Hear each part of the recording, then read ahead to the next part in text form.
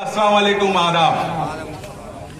जैसा कि आप सब लोगों को मालूम है, चुनाव नजदीक है, आचार संहिता अभी लगी नहीं है और इंशाल्लाह मैं समझता हूं 5 से 10 के बीच आचार संहिता लग जाएगी तो चुनाव का आगाज इंशाल्लाह बढ़िया है। और सब लोग हमारे यहां पर, सब जाति के लोग यहां पर मौजूद हैं और चुनाव वही आदमी जीता है जिसे सब जाति के वोट मिले। मेरा 10 साल का कार्यकाल रहा, आपने देखा होगा मैंने कोई भेदभाव नहीं किया किसी के साथ। अगर मैं भेदभाव करता, मात्र 3400 में पहली बार चेयरमैन बना था और जब दूसरा चुनाव हुआ लमसम 10,000 वोट मिले इंशाल्लाह आपकी बदौलत। अगर भेदभाव करता तो ये 10,000 वोट नहीं मिलते।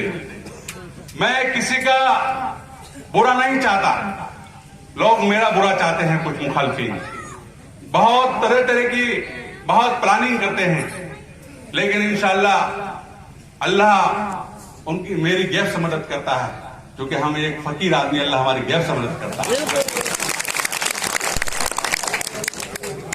इल्लत, जिल्लत, मौत, जीत सब अल्लाह के हाथ में, किसी के हाथ में नहीं है।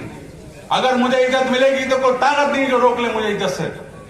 क्योंकि देखिए हम एक बहुत छोटे निम्न परिवार से यहां तक पहुंचे, आपके सामने हैं, आपके सामने पैदा हुए, आपके सब देखा और कोई हमारे घर में राजनीतिक आदमी नहीं था। मैंने आप लोगों के बीच में रह करके, जमीनी स्तर से उठ करके, प्लानिंग कर करके और इंशाल्लाह आपके सामने हूं एक वार्ड मेंबर से चेयरमैन बने और ब्लॉक प्रमुख तक आप लोगों ने आपकी दुआ से बनाया।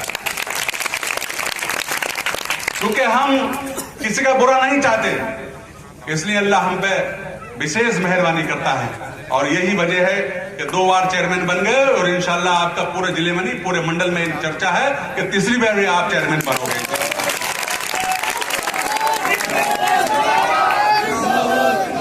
क्योंकि बहुत ही ऐसे काम थे जो बहुत लोगों का नुकसान हो सकता था 10 साल में। बहुत ग्राम समाज थी, बहुत ग्राम समाज थी, आपने देखा होगा, बहुत जगह बुलडोजर चले, बहुत बातें हुई, सब कुछ हुआ, पूरा है, मेरे पास रिकॉर्ड है उसका, लेकिन मैंने कभी किसी का नुकसान नहीं होने दिया। अल्लाह गवाह है। अभी यहां पर एक पहले तत्कालीन उप जिलाधिकारी थे राकेश गुप्ता जी, और अगले के मोहल्ले में जेसीबी लेकर चले गए। ठिकाने किसी के नहीं होते, जो जमीन के नहीं होते वो कहीं के नहीं होते। बहुत बहुत शुक्रिया, बहुत बहुत शुक्रिया आपका।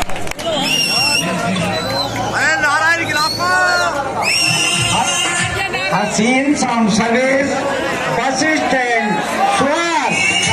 अल्लाह गवाह है।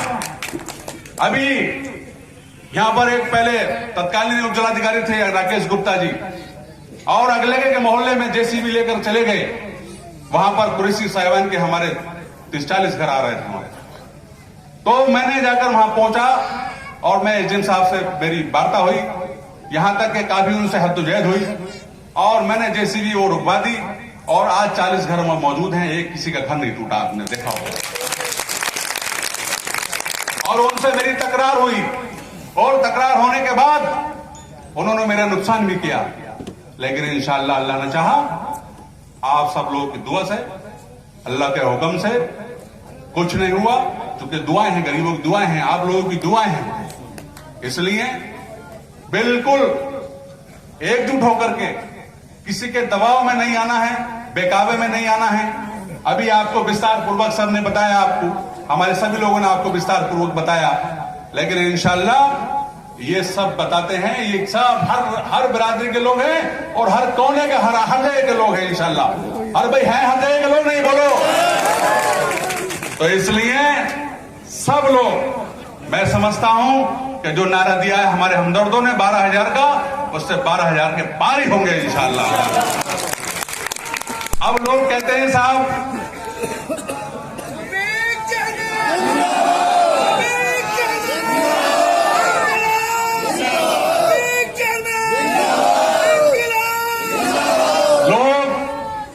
बहुत प्लानिंग करते हैं, कहते हैं यार चेयरमैन को कैसे हराया जाए, कैसे प्लानिंग करी जा, लेकिन इंशाल्लाह ये प्लानिंग सब आप फेल कर देते हैं, सब आप लोग फेल कर देते हैं। अभी हबीब साहब ने आपको बताया केवल जलन हसद है और कोई बात नहीं है। और जो आदमी जलेगा, हसद करेगा किसी से, उसका पहले तो अपना उसका ब्लड सूखेगा बॉडी से। मैं ये बिल्कुल हकीकत है। और कुरान शरीफ में भी इसका जिक्र है कि अगर आप किसी से हसद करोगे तो आपकी रोजी रोटी कम होगी। इसलिए किसी से जलना नहीं चाहिए, किसी से हसद नहीं करना चाहिए।